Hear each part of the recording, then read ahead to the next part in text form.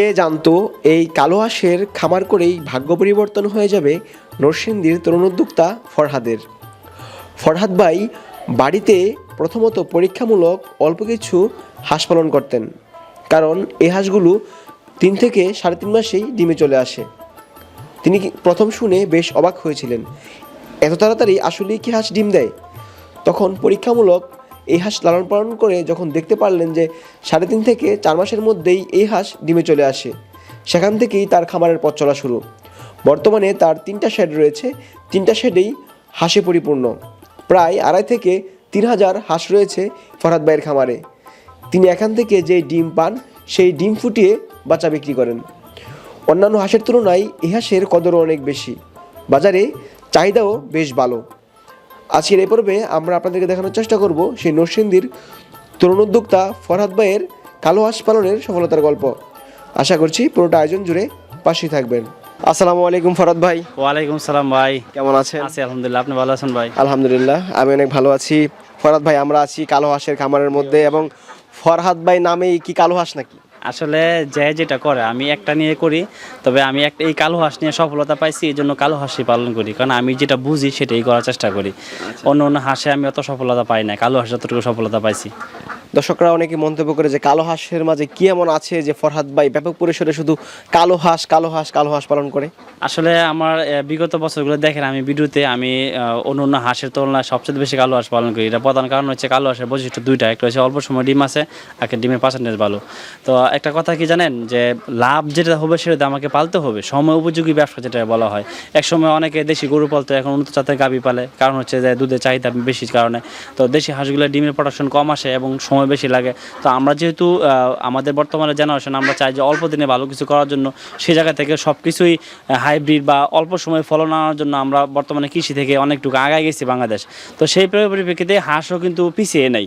ধরেন অন্য অন্য ধান যদি বলেন তো অল্প সময় ডিম ধান আসে, সব কিছু মিলে মানে বর্তমানে হাঁসও পিছিয়ে নেই। হাঁসটাও আমরা এটা নতুন একটা জাত উদ্ভাবন করা হয়েছে, যেহেতু এটা থাইল্যান্ডে ব্ল্যাক হোল বলে, কেউ বারডগ বলে।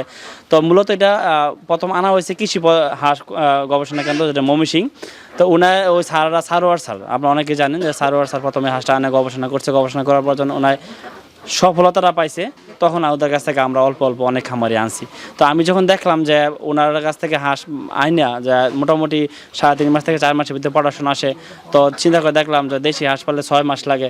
তো অযথা একটা খামারি 2টা মাস হাঁস বেশি পালা, লেবার কস্ট বেশি, তারপরে আপনার খাবার কস্ট বেশি, এবং মূলধনটা তো 2টা মাস বেশি সময় লাগতেছে।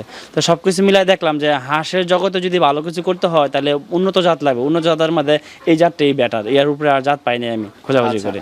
কালো হাঁসের সুবিধা কিন্তু অনেক বলেছেন, অসুবিধা তো অবশ্যই আছে কালো হাঁসের। অবশ্যই আছে, কালো হাঁসের অসুবিধা হচ্ছে একটা, যে আসলে এটা একটু নম্র ভদ্র প্রকৃতির হাঁস। আমি যদি বলি যে হাওরে পালা যাবে না, অবশ্যই পালা যাবে, তবে হাওরে পালতে গেলে একটু আপনার সেন্সিটিভ ভাবে পালতে হবে। যেমন ধরেন আপনার দেশি হাঁসগুলো হাওরে ছাড়ে দিলে সে প্রচুর পরিমাণে উড়াউড়ি বা দৌড়াদৌড়ি করে। হ্যাঁ, এটা একটু নম্র ভদ্র বা ভালো প্রকৃতির হাঁস বলতে কি বোঝা যায়, একটু ভয়ভীতি। হ্যাঁ, এই হাঁসটা আসলে মূলত কি একটু ভয়ভীতি প্রকৃতি। কেমন ধরেন আপনি এই হাঁসটা আবদ্ধ অবস্থা পুকুরে পালার জন্য পারফেক্ট। আমি যদি বলি এভাবে বলবো না যে হাওড়ে পালা যায় না, মানে এটার সবচেয়ে ভালো দিক হচ্ছে এটা আবদ্ধ অবস্থায় পুকুরে বন্দি করা পালার জন্য পারফেক্ট। যখন নাকি যারা আপনি হাঁস নিচ্ছে তাদেরকে আমি জিজ্ঞাসা করি যে ভাই হাঁসের কী সমস্যা, হাঁস এতটুকু বলে যে হাঁস অযথা ঘোরাঘুরি বা দৌড়দৌড়িটা করে না, হাঁস খাবার পাইলে টানে বা শুকনো জায়গায় অটোমেটিক বসে থাকে। তবে হাওড়ে যারা পালবেন তারা অবশ্যই খেয়াল রাখবেন যে একদম খেয়াল রাখতে হবে হাঁসগুলো খুব ভয় পায়, ধরুন উচ্চ শব্দ এটা সেটা এরকমভাবে যেন না হয়। তো এর হচ্ছে বর্তমানে বলা যায় যে খারাপ দিক। তবে খারাপ দিকের মাঝে ভালো দিকটা হচ্ছে এটা যারা নাকি পুকুরে বা আবদ্ধ অবস্থা পালবে তার জন্য এটা বেস্ট হাঁস।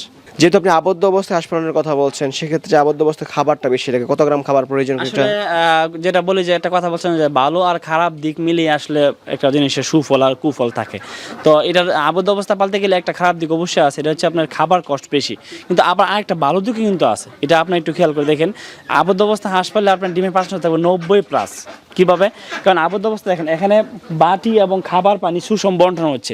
এখানে প্রত্যেকটা হাঁসের জন্য 150 গ্রাম খাবার বরাদ্দ আছে দৈনিক প্রথম অবস্থায়। যখন সে হাঁসটা আরও বড় হবে, 1.5 বছর প্লাস হবে, তখন আমরা 10 গ্রাম বাড়িয়ে দিই, কারণ হাঁসের বয়স হলে সে খাবার ধারণ ক্ষমতা বাইরে যায়। তো এখানে অসুবিধার যে সুবিধাটা তেমন বেশি, এই কারণে ধরুন 1000 হাঁসে আপনি যদি 900 ডিম পান, হাওরে পারলে 1000 হাঁসে 700 ডিম পাবেন। তো হাওরে যেমন খাবার কম লাগতেছে আপনার এবং লেবার লাগতেছে বেশি, এখানে লেবার কম লাগতেছে এবং ডিমের প্রোডাকশন বেশি হচ্ছে। তো সেই সুবাদে আমি মনে করি যে হাওরে পালা আর আবদ্ধ অবস্থা পালা তেমন বেশি বেশ কম হবে না। মোটামুটি প্রোডাকশন যেহেতু বেশি এবং লেবার কস্ট কম, সে জায়গা থেকে হাওরের আবদ্ধ পালা থেকে মোটামুটি খুব বেশি একটা যে লাভবান বেশ কম তা না। আচ্ছা, আমরা মাচার উপরে দাঁড়িয়ে আছি, কতগুলো হাঁস রয়েছে এখানে? এখানে ছোট মাছ, এখানে মোটামুটি 1000 হাঁসের জায়গা আছে। এখানে 500 প্লাস হাঁস আছে আপাতত। এটা রানিং নতুন শেড। এখানে মোটামুটি ডিম শুরু করে না, তবে ডিমের উপযোগী হয়েছে এগুলো। এটা উপযোগী হয়ে যাচ্ছে। একটা নতুন করে করা হয়েছে এখানে প্রজেক্টটা, যাতে মোটামুটি এই এলাকার মানে আবহাওয়া কীরকম, এখানে হাঁস পালা যাবে কিনা, এই জন্য মোটামুটি একটা ট্রায়াল শুরু এখানে রাখা হয়েছে অল্প হাঁস। আচ্ছা, এখানে কিন্তু প্রচুর মশা, দর্শকরা হয়তো দেখতে পাবে না, কিন্তু প্রচুর মশা। এই মশায় কোনো সমস্যা হবে কিনা হাঁসের? আসলে মশা হাঁসের কোনো সমস্যা নেই। হ্যাঁ, মশা হাঁসের সমস্যা নেই, কারণে গরু বা ছাগল এগুলোতে হাঁসের মশাতে সমস্যা হয়, তবে হাঁসে বা মুরগিতে মশাতে কোনো সমস্যা হয় না। আচ্ছা, কয় নাম্বার শেড এটা? এটা বলা যায় আমার এখানে যদি আবদ্ধ অবস্থা বলি, তো আবদ্ধ অবস্থা হলে এখানে 7 নম্বর সেট এটা।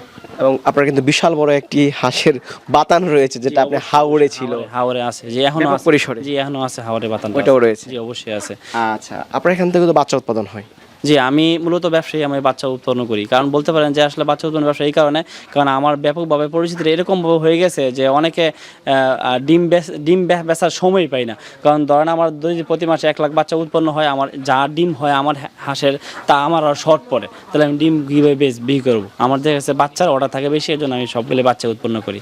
আচ্ছা, এই কালো হাঁসের আরেকটি বড় সমস্যা হচ্ছে এরা পুরুষ হয় বেশি। কোনো একজন উদ্যোক্তা ডিমের জন্য নিয়ে গেল, দেখলো পুরুষের পরিমাণটা বেশি, তারা কিন্তু ক্ষতিগ্রস্ত হবে। ফরহাদ ভাই, এটা অবশ্যই, কারণ কালো হাঁসের পুরুষ বেশি হয়, সেটা আপনার আমি ইতিমধ্যে ভিডিওতে প্রতিবারই বলেছি, কালো হাঁসের পুরুষ বেশি, কালো হাঁসের এটা জেনেটিক সমস্যা, মানে এটা জিনগত সমস্যা। এটা হচ্ছে তার জন্ম থেকে সে পুরুষ বেশি হয়।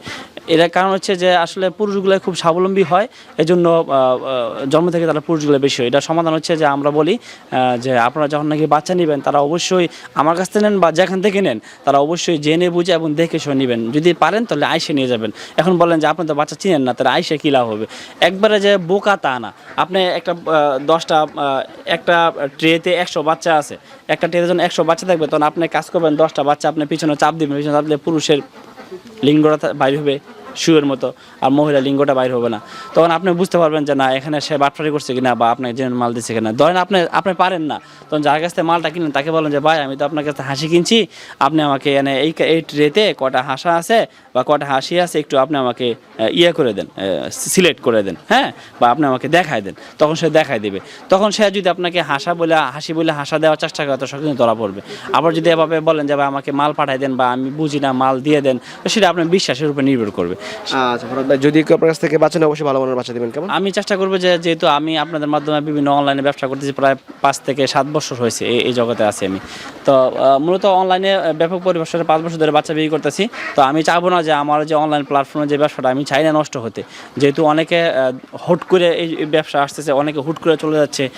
তারা কি করে, তারা দেখা যাচ্ছে ব্যবসা ফল করে কিছু টাকা কামাইলো, চলে গেলো। কিন্তু আমি ভাই এখানে প্রচুর ইনভেস্ট করে বলছি এই ব্যবসা কালো হাঁসে, যেটা নাকি আমি বলি যে আমার ধ্যান জ্ঞান আমি সব কিছু মিলে আমি এই কালো হাঁসি আমি পড়ে আছি।